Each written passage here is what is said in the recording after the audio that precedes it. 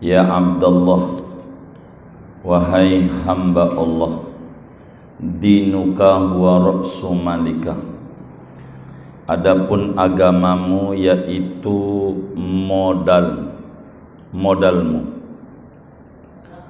Fa in doyaktahu doyakta ra'sa malik, maka jikalau menyia-nyiakan olehmu akan agamamu, maka menyia-nyiakan oleh engkau akan modalmu. Fasghal lisanaka bidzikri, maka sibukkan olehmu akan lidahmu dengan berzikir kepada Allah. Wa qalbaka bimahabbatihi, dan kalbumu sibukkan olehmu akan kalbumu bimahabbatihi dengan mencintai Allah. Wa jawarihaka bi khidmatihi, dan anggota tubuhmu sibukkan olehmu akan anggota tubuhmu bi khidmatihi, dengan berkhidmat kepada Allah. Wahrus wujudaka bil maharisi hatta yaji al badru fayanbuta, dan bercocok tanamlah olehmu akan keberadaanmu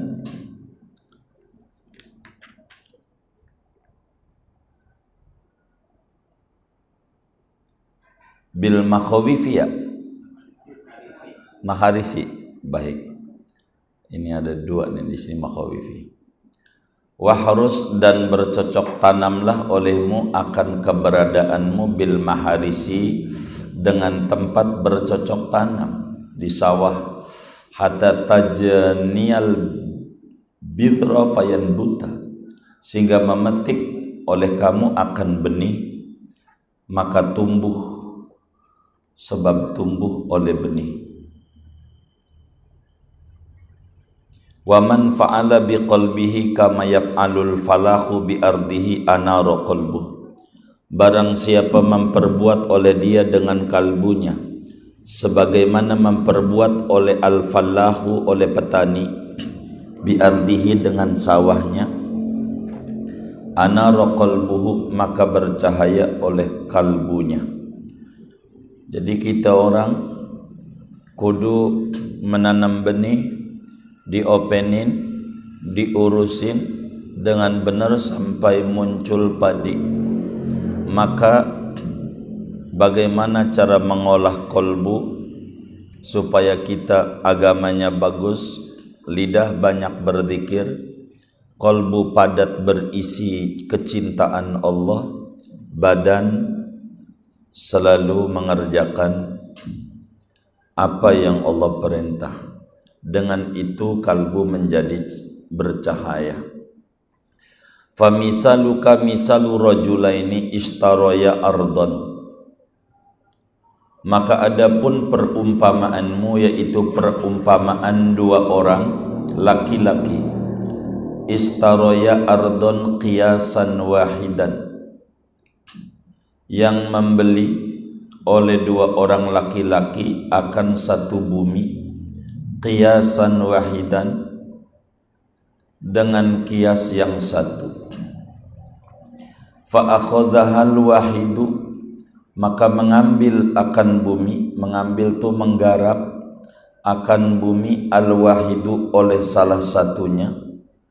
Fa naqqaha, maka membersihkan oleh si wahid ha akan bumi, minasyauki, daripada duri, wal hasisi, dan rumput alang-alang, wa ajra bihal ma'a, dan mengalirkan oleh si wahid biha, dengan bumi, di bumi itu, di sawah itu, al ma'a, akan air, wa badaroha, dan menaburkan benih oleh wahid ha akan sawah itu, fanabatat, maka tumbuh oleh sawah itu, wajana, dan memanen oleh dia dari sawah, wantafa'a biha, dan mengambil manfaat oleh dia biha, dengan sawah itu.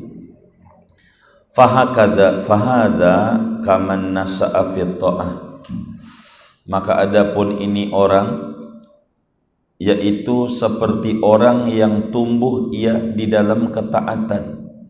Qad asyraqat anwaru qalbihi, sungguh bercahaya, bersinar oleh cahaya qalbunya, gara-gara dirawat dengan benar. Wa ammal akharu, adapun yang lainnya, fa innahu ahmalaha, maka sungguhnya si akhor, yaitu menyia-nyiakan oleh akhor akan sawah, hatta nabata fiha sauku wal hashisu, sehingga tumbuh pada sawahnya oleh duri dan rumput alang-alang.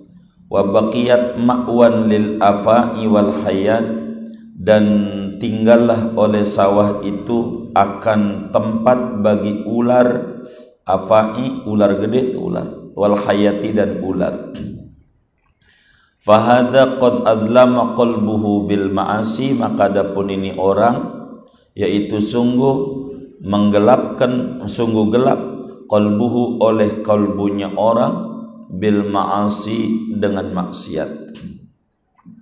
Jadi agama kita adalah modal kita. Modal kita adalah agama kita. Maka agama ini kudu dirawat, kudu dipelihara dengan benar. Kalau enggak, maka rugi kita. Seperti sawah agama itu. Maka sawah itu kalau dirawat dengan benar, agama tuh kayak sawah. Maka sawah kalau dirawat dengan benar, dicangkulin, dibuangin daripada hama-hama, dibuangin daripada rumput-rumput, maka menghasilkan padi yang bagus. Begitu orang agama itu dirawat dengan benar, dijauhkan anggota tubuh kita dari maksiat, maka akan muncul menguning, artinya bercahaya kalbunya. Tapi kalau kemudian ditelantarin, maka menjadi gelap kalbu itu. Idza hadartal majlisa, apabila datang oleh kamu ke majelis ilmu, wa kharajta ilal mukhalafati wal ghafalati, dan keluar oleh kamu menuju segala pembangkangan dan kelalaian, fa iyyaka an taqula madza yufidu huduri, maka jauhilah olehmu bahwa kamu mengatakan apa yang bermanfaat oleh hadirnya aku di majelis ilmu. Balihdur, bahkan datang saja. Ayakunu bika maradun arba'ina sanatan, apakah ada denganmu oleh sakit selama 40 tahun? Wa turidu an yazula anka fi sa'atin wahidatin, dan kamu menginginkan bahwa hilang penyakit darimu pada 1 jam, au fi yaumin wahidin, atau pada 1 hari. Apa artinya? Muslim tidak boleh berputus asa dalam hidup. Kita datang ke majelis taklim tapi masih kita bengal. Kita datang ke majelis ilmu masih kita melakukan pembangkangan nama Allah. Jangan kita berkata, apa gunanya ngaji, toh saya ini masih lalai juga. Jangan. Tapi ngaji aja terus.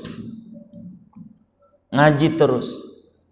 Sebab ketika kita sakit 40 tahun, lalu kemudian berobat ke dokter sekali, lalu kemudian pengen langsung sembuh, ngimpi, tapi harus datang lagi. Begitulah kita 40 tahun yang lalu, 10 tahun yang lalu, 20 tahun yang lalu, umur kita sia-siain. Kurang demen dengan majelis ilmu, demennya ke tempat nongkrong-nongkrong. Maka dengan kita ngaji enggak langsung bersih kalbu kita, enggak langsung sembuh, enggak langsung dapetin kenikmatan daripada duduk di majelis ilmu. Enggak. Dengan kita enggak langsung nikmat, jangan berhenti, ngaji aja. Sebab terlalu lama penyakit itu kita piara, lalu pengen sembuh segera. Terlalu lama kita di dalam kelalaian dari Allah. lalu pengen langsung dapetin buah daripada majlis kemanisan taat, itu namanya ngimpi.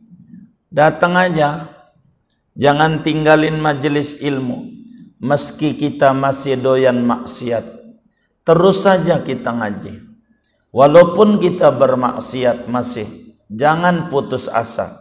Suatu saat wahbah ilahiyah, nafahat rabbaniyah datang kepada kita di majlis ilmu, bakal merombak pola hidup kita 180 derajat.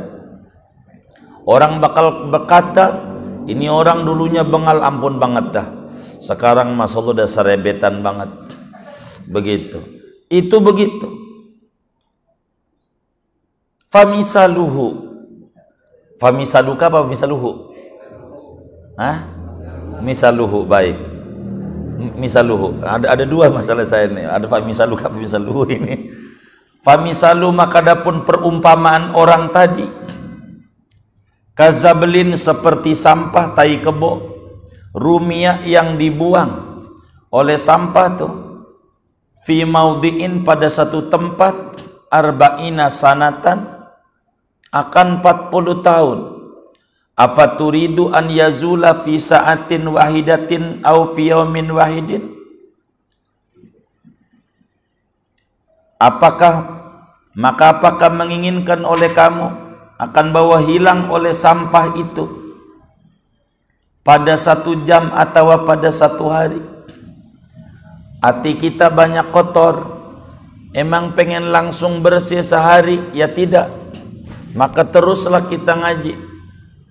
Kalau bahasa lain kita minjem bahasa hikam, jangan tinggalkan ngaji meskipun kita belum mendapatkan kenikmatan daripada ngaji itu. Sebab ngaji kita dengan tidak dapat apa-apa dari majelis ilmu masih lebih bagus daripada kita diam di rumah tidak ngaji. Mudah-mudahan Allah Maha Kuasa merombak yang tadinya ngaji tidak dapat apa-apa, ditingkatkan oleh Allah menjadi ngaji, mendapatkan sesuatu yang luar biasa. Wa ma dzalika 'ala Allahi bi'aziz. Itu enggak sulit di mata Allah Subhanahu wa ta'ala. Faman fa'alal ma'asiya, maka siapa orang yang memperbuat oleh orang akan maksiat, wa taqallaba fil harami, dan bolak-balik oleh dia pada keharaman, lawin ghamasa fi sab'ati abkhurin, andai menyelam oleh dia pada 7 lautan, lam yathur, maka tidak bersih, hatta yafqida ma'allahi aqdat bati, hatta yaqida, sehingga berjanji dia bersama Allah, mengikat ia bersama Allah, aqdat taubati, dengan ikatan taubat. Maka kita yang sudah kotor dimandiin enggak langsung bersih, kecuali kita betul-betul serius di dalam bertaubat. Kalau udah serius, nanti Allah isi hati kita dengan cahaya-cahaya ilmu. Lidzahiri janabatun tamna'uka min dukhuli baitihi wa tilawati kitabi. Lidzahiri, bagi lahiriah, yakni badan, itu ada junub yang menghalangi oleh junub akan kau dari masuk rumahnya Allah, wa tilawati kitabihi, dan membaca-baca kitabnya Allah, yakni Quran. Kalaulah kita junub badan kita, berhadas besar maka tak boleh kita diam di masjid. Kenapa? Karena kita kata Nabi dalam hadisnya, la uhillul masjida lihaidin wala lijunubin. Tidak diperkenankan, aku tak izinkan, mananya haram orang haid diam di masjid. Begitu juga orang baca Quran. Dalam hadis Tirmidzi, Imam Tirmidzi meriwayatkan, la yaqra'il junubu walal haidu syai'an minal Quran. Orang yang junub Orang yang haid tak boleh baca Quran barang seayat pun. Itu lahiriah. Walil batini, dan bagi batin jiwa. Janabatun, itu juga ada junub. Tamna'uka min dukhuli hadratih, yang menghalang-halangi oleh junub akan kamu dari masuk ke hadirat Allah. Wa fahmi kalamihi, dan memahami kalamnya Allah. Wahiyal ghaflatu, junub itu namanya ghaflah, kelalaian. Kenapa lidah kita enggak mau baca Quran? Bukan enggak mau, hati mau rindu, pengen baca Quran. Bukan enggak kepengen, hati kepengen baca Quran. Kenapa sampai sekarang belum keburu ngebet Al-Quran? Jujur, karena Allah haramin Anda junub. Kalau orang junub tidak boleh baca Quran. Jiwa Anda junub. Orang junub itu kudu mandi dengan air taubat. Kalau udah mandi dengan air taubat, bakal mau ngebet Al-Quran. Kalau sudah mandi dengan air taubat, bakal mau masuk ke hadrat Allah Subhanahu wa ta'ala. Kalau kita belum mandi, belum bertaubat, maka sulit untuk kita pengen ngebet Al-Quran, untuk pengen zikir kepada Allah Subhanahu wa ta'ala. Bukan sekedar aspek lahiriah saja yang membuat orang tidak mau ngebet Al-Quran. Aspek batiniah, yaitu jiwa yang junub, itu pun juga diharamkan oleh Allah untuk mau baca Al-Quran. Maka bersyukur walaupun kita seain sehari, itulah Quran kita kudu kebet. Dalam rangka apa?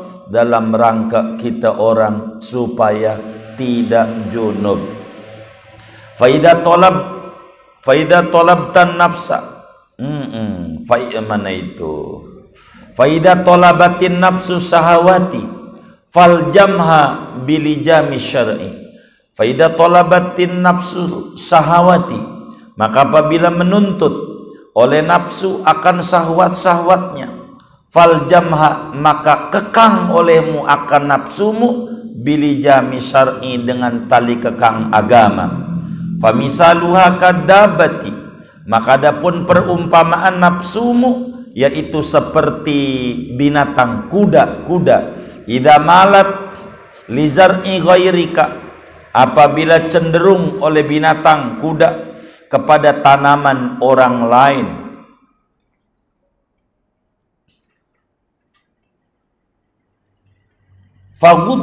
Faghaddi al-absara an mailiha ilal mustahsanat, maka pejamkan olehmu akan mata dari cenderungnya mata kepada segala keindahan-keindahan. Wal quluba, dan akan hati, an mailiha, dari cenderungnya hati, ila syahawati, kepada syahwat-syahwat.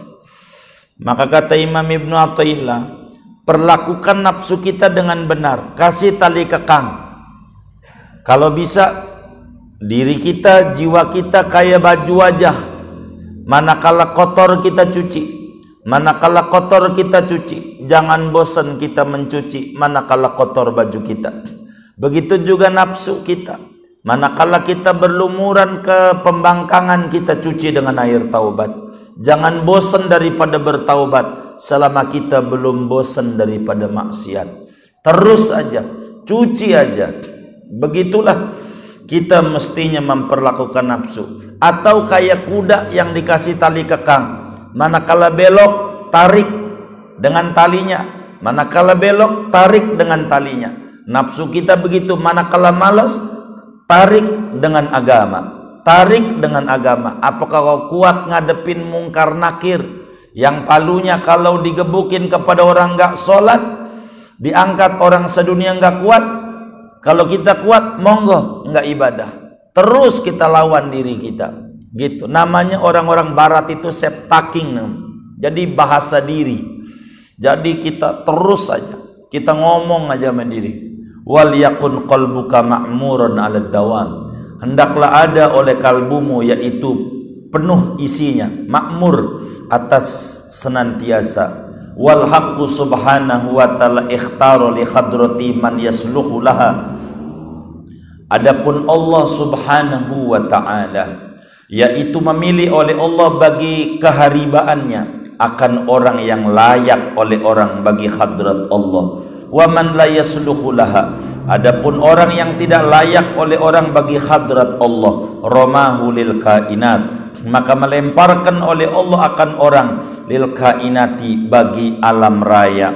Terjebak ama dunia, tidak memahami pentingnya akhirat. Famisaluhum, maka adapun perumpamaan mereka, kal abidi, yaitu seperti budak, yu'raduna 'alal malik, yang yu'riduna, yang berpaling oleh budak atas raja. Faman akhadahu, yu'raduna, ya betul, yu'raduna 'alal malik, yang ditawarkan itu budak atas raja. Faman akhadahul maliku azza, maka siapa yang mengambil akan budak itu oleh raja, azza, maka mulia itu budak. Wa man la yasluhu baqiya lirra'iyati, barang siapa tidak layak, maka tinggallah oleh budak itu bagi rakyat saja. Jadi kalau kemudian kita layak untuk dekat dengan Allah, maka mulia kita. Tapi kalau kita kemudian tidak layak untuk dekat dengan Allah, maka pangkat kita masih makhluk, belum pangkat hamba Allah. Karena itu di dalam hikamnya Imam Ibn Athaillah menyatakan, kun li awsafi ubudiyatika mutahaqqiqan wa li awsafi rububiyatihi muta'alliqan. Hendaklah Anda merealisasikan kehambaan Anda. Anda harus ngaku hamba, benar-benar jadi hamba, jangan jadi makhluk. Kalau makhluk mah masih membangkang, kalau hamba mah udah nurut kepada yang dipertuankannya. Ma ataita limautini hikmatin au maksiatin illa wa fi unuqika silsilatun nuraniyatun au dzulmaniyatun. Ma ataita, tidaklah datang oleh kamu limautini hikmatin, bagi tempat ilmu, au maksiatin, atau tempat kemaksiatan, illa, melainkan wa fi unuqika, ada pada lehermu, silsilatun nuraniyatun, yaitu rantai cahaya, au dzulmaniyatun, atau rantai kegelapan. Kemana kita datang? Kita datang ke majlis ilmu, berarti kita sedang menghubungkan dengan stop kontak kita dengan PLTU Muara Karang, sehingga kita bercahaya.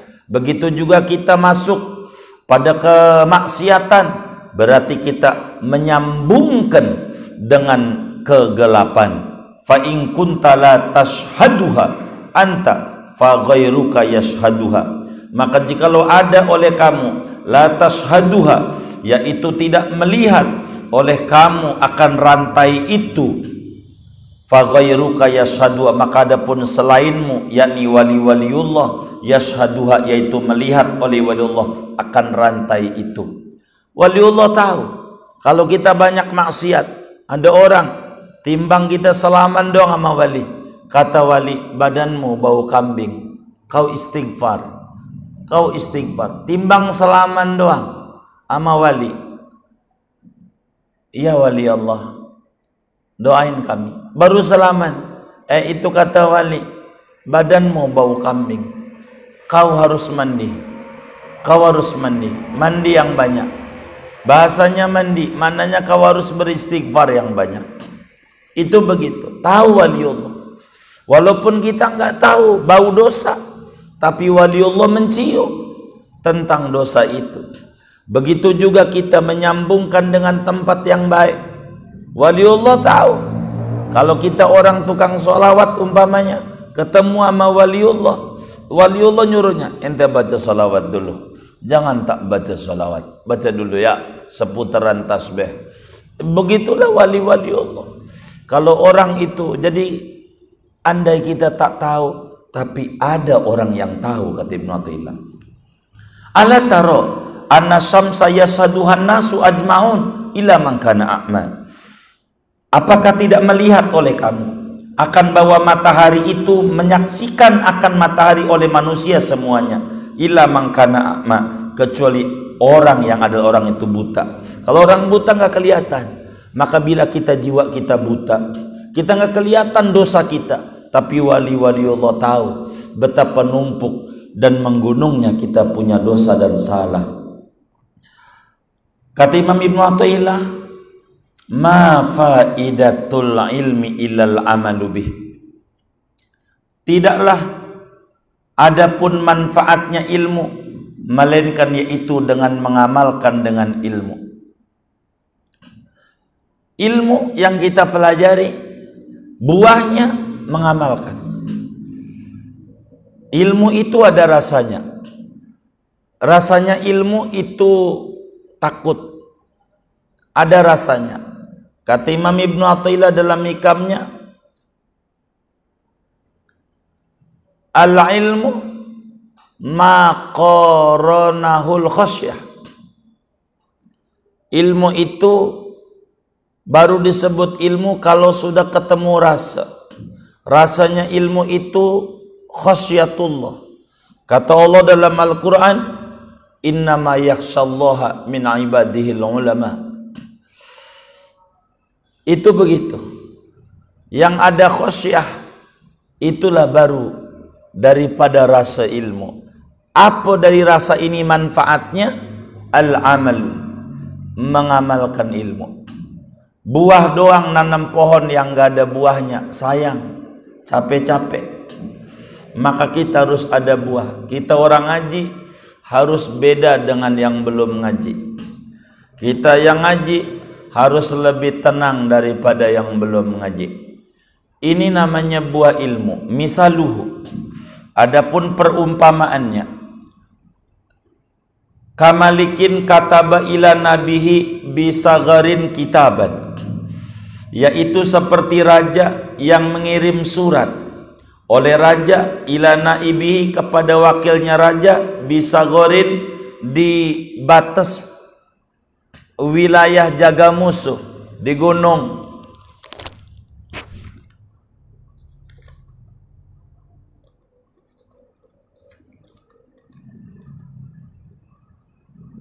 Kitaban akan surat. Fama faidatul kitab, maka yaitu apa adapun manfaat kitab, antaqra'ahu faqat, itu bahwa membaca oleh kamu akan surat itu saja. Innama faidatuhul amalu bih, sesungguhnya manfaatnya surat itu yaitu mengamalkan dengan surat itu. Al amalu bima fihi ya. Oh bihi. Nah, kitab yang satunya al amalu bima fihi. Iya. Jadi ada raja ngirim surat. Apakah surat itu sekedar dibaca doang? Tidak. Surat itu adanya pada titah yang ada dalam surat. Mengamalkannya itu penting. Jangan sampailah kita sholat dari dulu sampai sekarang tak punya makna karena kita tak mengerti dari apa yang kita baca dari sholat kita. Kita orang udah ngaji, harus pelan-pelan mempelajari bacaan-bacaan sholat itu, saudara. Ada cerita menarik. Ada kiai demen burung, ada yang demennya murai, ada yang demennya burung dara. Ini kiai demennya burung beo. Biara beo, karena didemenin tuh beo oleh kiai, karena beo ini bisa baca la ilaha illallah dengan fasih. Setiap ada orang datang, la ilaha illallah. Tiap orang datang, la ilaha illallah. Sehari itu kiai tamunya banyak, ratusan kali baca la ilaha illallah tuh beo. Bisa kalah yang di masjid ini sama beo itu. Baca la ilaha banyak banget. Cuman pas santri yang baru masuk itu giliran untuk ngerawat beo, dia nggak bisa terbang tuh beo. Akhirnya terbang dikejar-kejar oleh semua santri. Masuk gang tuh beo, pas ketemu jalan raya kena truk, nabrak truk tuh beo. Lah jatuh dia. Pas jatuh kena motor, kelindes. Beok tuh terakhirnya mati. Maka si kiai itu waktu nyamperin itu nangis setengah mati, nangis banget kiai. Lihat burung beoknya mati itu. Ada sampai orang-orang kampung itu tetangganya datang sama kiai.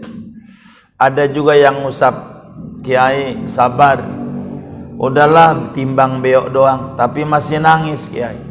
Ada yang bilang juga beoknya bisa la ilallah, ya Allah, di pasar pramuka bisa baca Fatihah juga ada. Gitu beok, timbang la ilaha illallah, tapi kiai masih nangis. Akhirnya kiai setelah sekian lama terseduh-seduh dia diam. Kata kiai, yang saya tangisi bukan beok.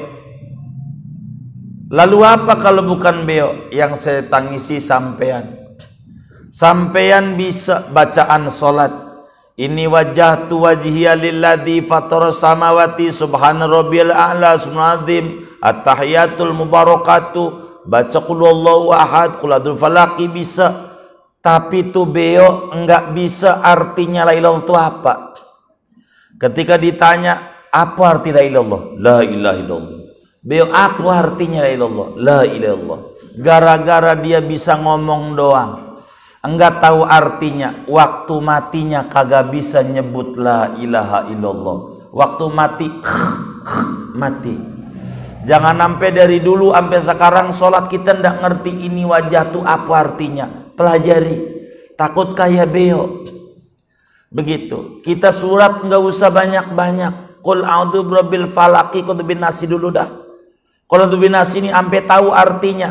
Rakaat pertama qul bin nasi. Kedua qul bin nasi, dohor, asar, maghrib, subuh itu dulu. Udah hafal nih, naik qul falaki. Jadi qul falak sama nas. Naik kulhu, biar kita tahu yang kita baca dari sholat tuh. Jangan dari dulu at-tahiyatul ndak ngerti. Minta kaya, padahal bacaan kaya tuh udah dikasih sama Rasulullah. Itu di dalam paling manjurnya doa ke dalam sholat ketika duduk antara dua sujud. Itu paling manjur. Manjur banget. Sujud bagusnya tasbih. Ndak usah minta, duduk. 8 diajari nama Nabi minta. Wajburni. Apa sih wajburni? Rabbighfir wajburni nih. Wajburni itu maknanya aghnini ghinan la akhafu ba'dahu faqran. Kata Syekh Nawawi Al-Bantani, wajburni, ya Allah saya minta kaya dengan kekayaan yang saya tidak ngalamin takut susah lagi. Karena nggak ngerti bacaan sholat ini. Kita dalam sholat Rabbi fil wafani Allahu Akbar. Ada nggak yang sholatnya kayak begitu tuh? Karena nggak ngerti. Akhirnya buah dari sholat tak ada. Kata Ibnu Athaillah, ma faidatul ilm illal amalu bih. Tidak ada faedahnya ilmu melainkan diamalin. Bukankah ada orang ngirim surat? Itu maknanya untuk diamalin. Misalu man yastaghilu bil ilmi. Adapun perumpamaan orang yang menyibukkan diri oleh orang dengan ilmu, walaisa lahu basiratun, dan tidak ada baginya yaitu mata hati, kama salimiati alfi a'ma, yaitu seperti perumpamaan 100.000 orang buta, salaku tariqon, yang menapaki oleh orang buta tariqon akan jalanan, mutahayyirina fiha, padahal bingung pada jalanan itu. Ada orang buta 100.000 jalan, dia bingung mau kemana. Falau kana fihim wahidun bi ainin wahidatin, jikalau ada pada 100.000 orang buta itu ada satu orang dengan mata yang satu, latabi'ahun nasu ajmaun, niscaya mengikut akan dia oleh manusia semuanya. Wataraku mi'ata alfi a'ma, dan meninggalkan oleh mereka akan 100.000 orang buta. Andai ada orang 100.000 orang buta, itu bakal bingung. Ada satu orang yang punya mata, pasti bakal ngikut yang melek, nggak mengikut yang buta. Oleh karena itu ilmu juga begitu. Kalau kita ngaji nih lalu basirah kita enggak hidup, maka ngaji gerayak geroyok doang, tidak ada nilai manfaat, rugi. Carilah kita majelis yang tidak gerayak geroyok doang, tapi ada nilai manfaat dari buah hadirnya kita dalam sebuah majelis ilmu. Bukankah ma faidatul ilm illal amalu bih wa misalul ilmi ma'atarkil amal kasum'ati. Adapun perumpamaan ilmu disertai meninggalkan beramal, mengamalkan ilmu, kasum'ati yaitu seperti lilin, tudi ulin nas, yang menyinari oleh lilin bagi manusia, tapi bi ikhraqi nafsiha, dengan membakar dirinya lilin. Ilmun fihi al-ghaflatu anillah al-jahlu khairun minhu. Adapun ilmu yang di dalam ilmu itu ada kelalaian dari Allah, yaitu adapun bodohnya, yaitu lebih baik daripada taunya. Mempelajari ilmu Mobile Legend gak ada gunanya, enggak taunya lebih bagus daripada taunya. Ilmu yang ada kedekatan dengan Allah, taunya itu lebih penting daripada tidak taunya. Maka kata Imam Ibnu Athaillah, faman asmarat jawarihuhu faqad amtara qalbuhu bidzikri. Maka barang siapa berbuah oleh anggota tubuhnya, maka sungguh menghujani qalbuhu oleh hatinya, lisanahu akan lidahnya, bidzikri dengan zikir, wa ainaihi bil ghaddi, dan menghujani akan dua matanya dengan merendahkan pandangan mata, wa udunaihi, dan akan kedua telinganya, bil istimai, dengan mendengarkan, ilal ilmi, kepada ilmu, wa yadaihi, dan akan dua tangannya, wa rijlaihi, dan dua kakinya, bisai, dengan berjalan, ilal khairati, kepada segala kebaikan-kebaikan. Bila kemudian kita ilmu itu ada buah, maka dari ngaji akan berubah menjadi baik, dari ngaji akan menjadi baik. Tapi ilmu itu saudara kayak air hujan. Ilmu itu kita harus pahami dengan benar. Bisa ular itu, ular ada bisanya. Dari mana itu bisa ular? Biar kita faham, itu bisa ular ketika hujan itu turun, ular mangap, air hujan masuk ke ular, keluar jadi bisa. Itu bisa ular tuh dari air hujan. Begitu juga mutiara. Dari mana tuh mutiara? Dari air hujan. Ketika kerang itu ada hujan, dia mangap, maka dapat air hujan, keluar mutiara. Dari sumber yang sama, hasilnya beda, tergantung tempatnya. Maka layakkan kolbu kita itu untuk mendapatkan ilmu, sehingga berbuah kebaikan dari ngajinya. Bukan kita untuk mencela orang dengan ngaji, tapi untuk membenahi diri.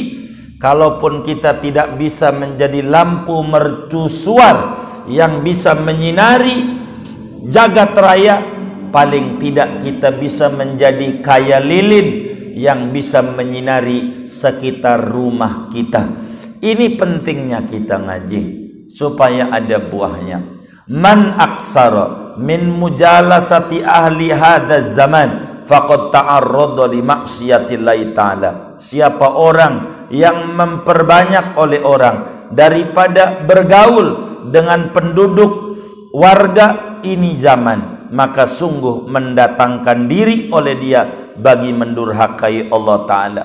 Kalau mau jujur, siapa yang banyak kongko-kongko dengan orang yang pada zaman ini, maka dia bakal bisa menghasilkan kemaksiatan-kemaksiatan saja, bisa luhu. Adapun perumpamaannya, kaman ja'alal khutbah aliyabisa finnar, seperti orang yang menjadikan oleh orang al-hatobal yabisa, akan kayu bakar yang kering, finari, di api, wa yuridu alla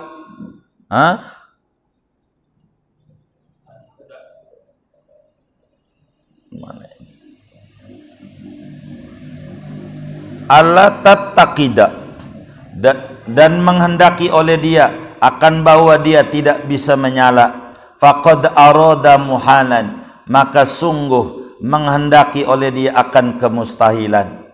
Siapa orang yang kemudian membawa kayu bakar lalu diaro di api, kayu bakar ditaruh di api lalu pengen gak kebakar, mustahil. Itu perkumpulan orang zaman sekarang ini.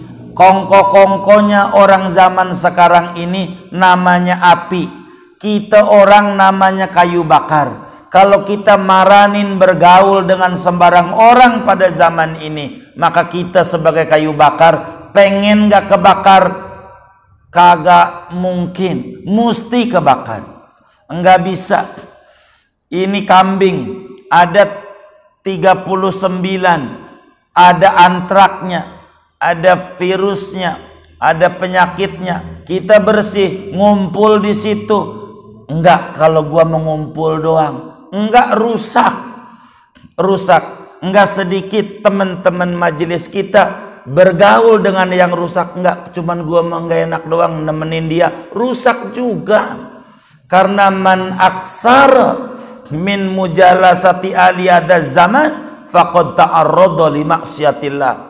Siapa orang bergaul dengan orang jadi rusak gara-gara bergaul. Ada kata teman kita, gue masih baik hubungannya guru dengan dia, jadi rusak orang kayak begitu. Rusak. Itu begitu. Kenapa? Karena kita kayu kering yang cahayanya dikit bergaul dengan api, wis kebakar. Enggak bisa. Mesti kebakar, rusak-rusak. Li'annahu qad waroda, karena bahwasanya yaitu sungguh datang dalam satu riwayat, khussa bil bala'i man arafan nas, khussa bil bala'i man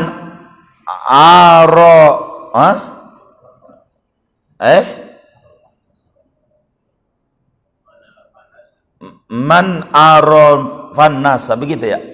Ini ada huhunya ini ya, bentar, beda redaksi ya. Khusabil bala iman arafahun nas, gitu. Ditentukan dengan musibah, dengan ujian oleh orang yang mengenal akan orang oleh manusia.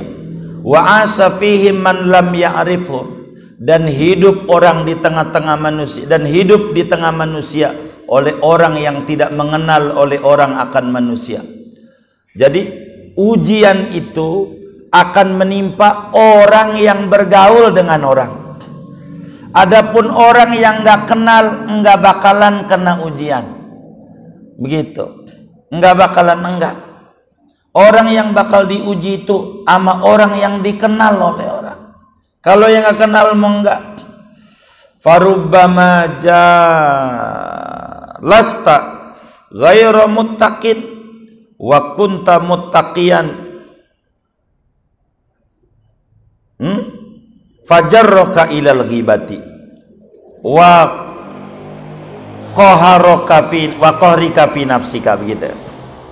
Farubbama, maka terkadang jalasta, duduk bersama oleh kamu, ghairu muttaqin, dengan orang yang tidak takwa, wa kunta muttaqiyan, dan adalah engkau tadinya yaitu orang yang bertakwa. Fajarraka, maka menarik itu si ghair muttaqi ka akan kau ilal ghibati, kepada ghibah, wa qaharaka fi nafsika, dan mengalahkan dia akan kau pada nafsumu. Berapa banyak kita orang benar bergaul dengan orang nggak benar, kita jadi nggak benar. Maka kita harus pandai membatasi pergaulan. Jangan sampai salah kita bergaul, salah tempat, salah duduk, bahaya.